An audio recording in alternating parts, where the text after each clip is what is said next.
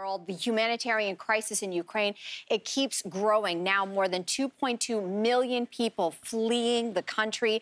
The federal government here announcing it will let Ukrainians come to Canada for up to 2 years. However, they do still need to go through the visa application process. A lot of people ask the question, for our country and our leaders, like, are we doing enough to help?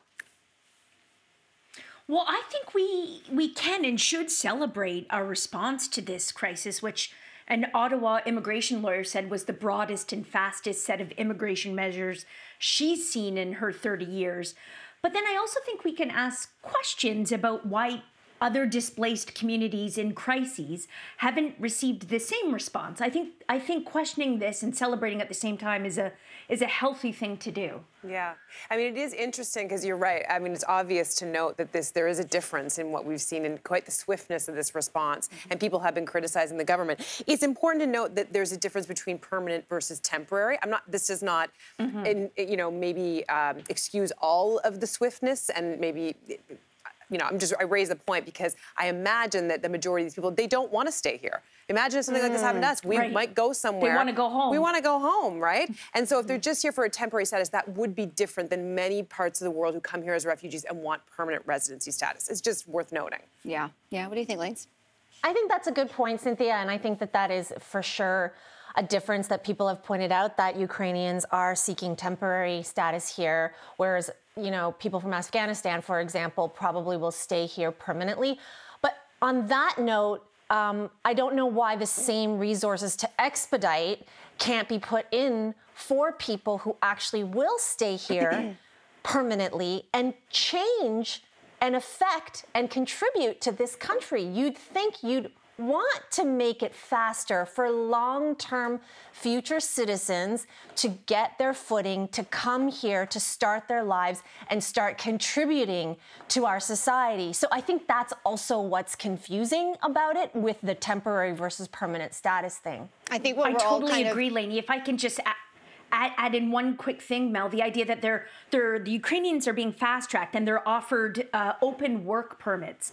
This is something that I hope moving forward we can pressure our government to speed up, as you were saying, Lainey, the process of particular things like placing some of our highly skilled refugees and newcomers into their respective fields, which are often fields that are understaffed. Just a quick anecdote.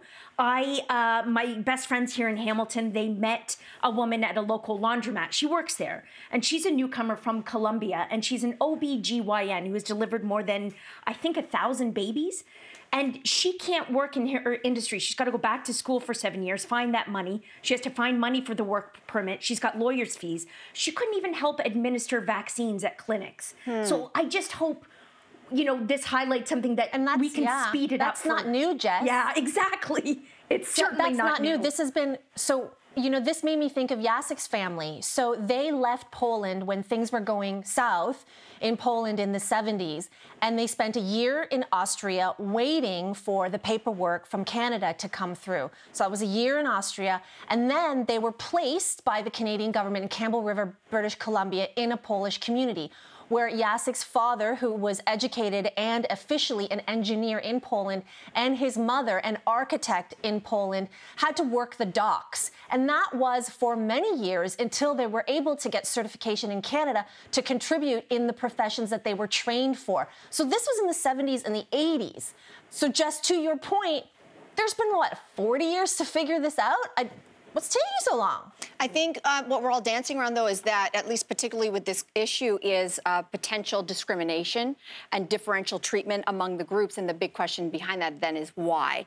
I do want to have faith that the people in power, in the immigration department in particular, do have the best of intentions. But I read a line in something recently, and it really put it into perspective.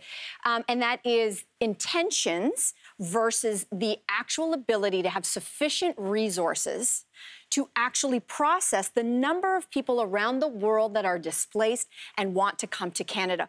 We just don't have enough people. So you think it's just human power? I think it's part of the problem. Yeah. Do I think that there's discrimination? I don't think I would sit up here and say, no, there's no discrimination.